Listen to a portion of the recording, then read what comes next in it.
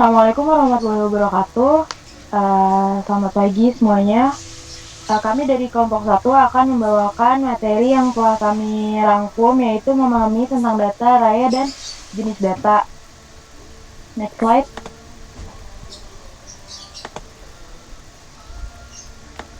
Kami dari kelompok satu yang beranggotakan Alif Alfariski, kemudian ada saya, Dunia Pria Putri, kemudian ada Devandra Wijaya, kemudian ada Sofi Citra Rahmania, kemudian ada Rifa Mufidah, ada Rahmat Nur Hidayat, kemudian ada Septian Cahya Putra, dan yang terakhir ada Bagus Rahmat Abdul Latif.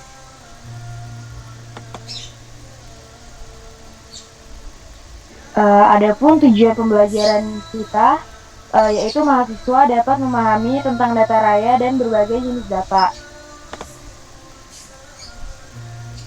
Pengertian data.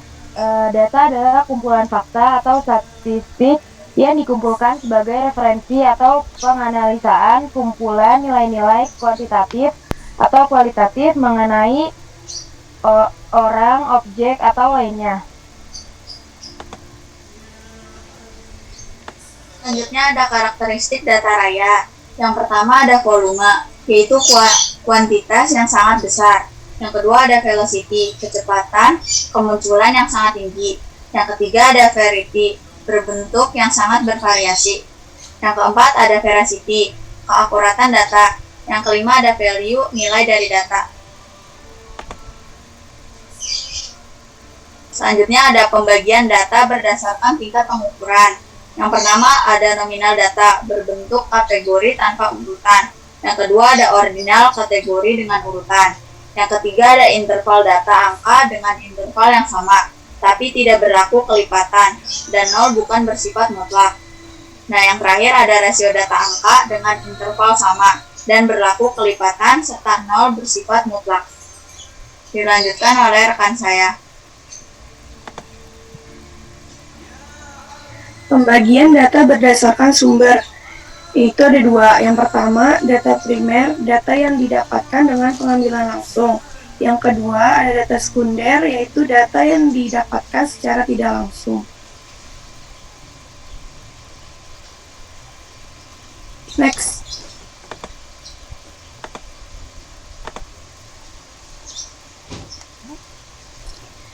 Di sini ada soal. Yang pertama, jelaskan penggunaan data untuk dijadikan ke informasi apa yang harus dilakukan sehingga data tersebut bermanfaat.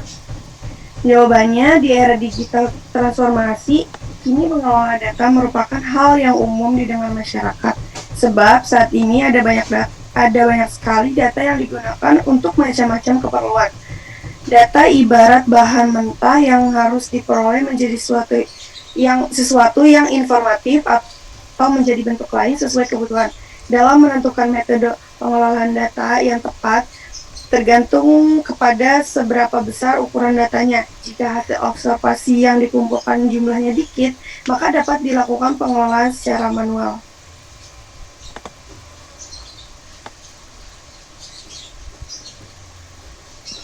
Satu, definisi pengolahan data.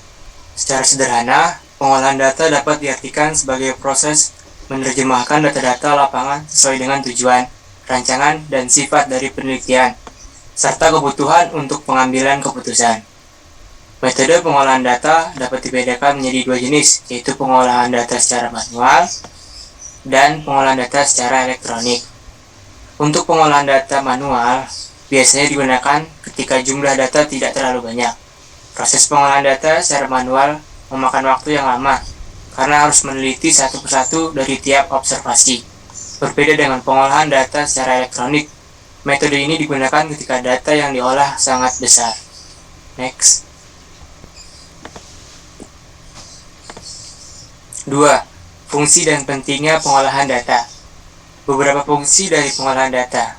Yang pertama, sebagai melakukan proses aritmatika dan logis untuk data yang dapat disimpan. Kedua, menyimpan hasil hingga hasil akhir dari pemrosesan. Ketiga, mengambil program dan data dalam bentuk input. Keempat, memproses dan menyimpan program data. Kelima, untuk digunakan kapan saja, data yang disimpan dapat ditampilkan dan dicetak ketika dibutuhkan. Keenam, meminimalisir kebutuhan tenaga manusia. Hal ini karena beberapa pekerjaan dikerjakan secara otomatis oleh bantuan komputer. Dan yang terakhir, mendapat hasil akhir yang lebih akurat.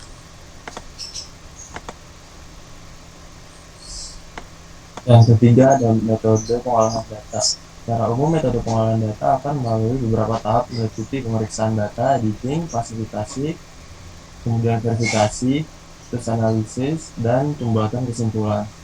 Yang keempat, penerapan pengolahan data bagi data science. Sesuai dengan definisi dan manfaatnya, proses pengolahan data menjadi komponen penting dalam data science. Di era industri 4.0 ini, banyak perusahaan yang menerapkan data science untuk mempercepat proses pengolahan datanya dalam bidang medis.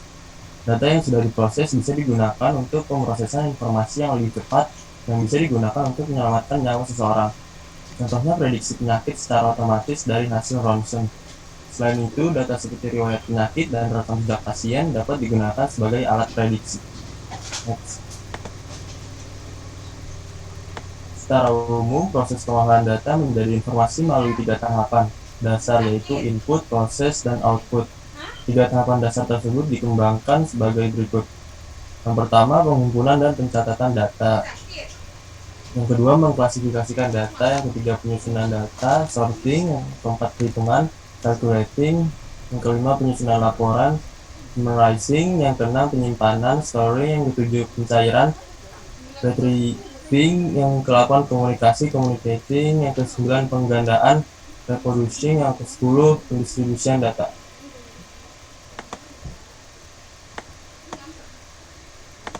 Selanjutnya, dalam kehidupan sehari-hari, manusia memproses informasi dari data-data yang ada. Seseorang individu dapat menerima dan memproses sebuah informasi bergantung pada kemampuan yang dimiliki masing-masing individu.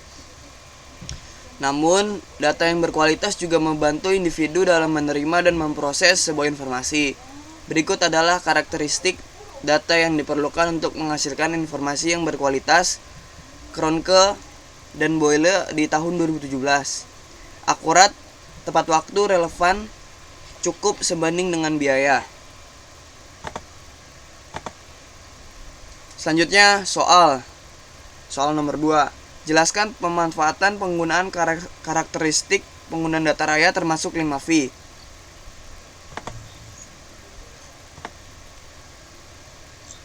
Volume dalam Big Data 3V ini diartikan sebagai kuantitas atau jumlah data yang dihasilkan dari banyak transaksi serta volume data yang disimpan. Apa saja contoh data ini? Bisa berbentuk log history pengguna seperti history browser, pencatatan transaksi pada e-commerce, data KTP atau data penduduk Indonesia, data pelanggan pada perbankan, dan masih banyak lagi. Ukuran Big Data biasanya menggunakan skala terabytes per 1000 gigabytes dan ukuran petabytes per 100.000 gigabytes. Pada contohnya, berdasarkan publikasi yang dilakukan oleh Facebook di link di bawah ini, Facebook menghasilkan sejumlah 400 petabytes per hari atau 400 juta gigabytes per hari. Tentu data besar ini sudah dikategorikan sebagai big data. Next. Variety.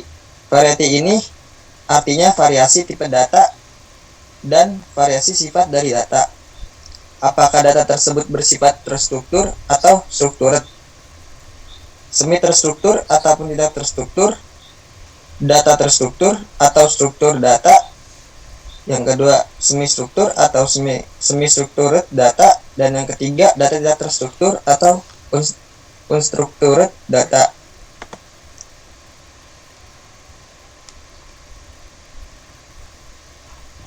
Selanjutnya ada velocity. Velocity dalam 3V Big Data ini artinya adalah kecepatan dalam generate data, mengakses data, serta memproses data. Big Data Platform dan Big Data Analytics Software tentu yang harus dapat memproses banyak data secepat mungkin ketika dapat request. Contoh velocity salah satunya adalah pada searah engine Google berdasarkan data pada Google harus memproses data rata-rata 10.000 pencarian setiap detiknya. Next. Selanjutnya ada veracity. Veracity pada big data.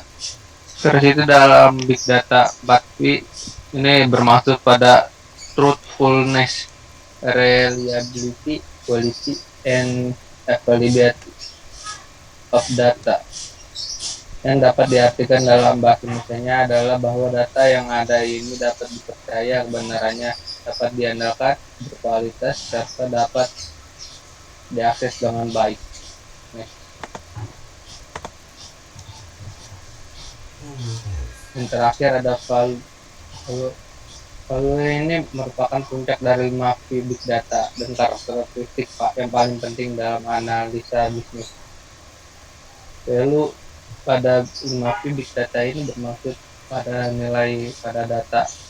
Nilai pada data ini juga bergantung pada isi data dan bergantung pada skill tim data analisis yang menganalisa data dengan data dan pengolahan yang tepat. Big data ini dapat menghasilkan informasi yang sangat berharga untuk mengambil suatu keputusan. Cukup sekian presentasi dari kelompok kami. Kurang lebihnya mohon maaf. Wassalamualaikum warahmatullahi wabarakatuh.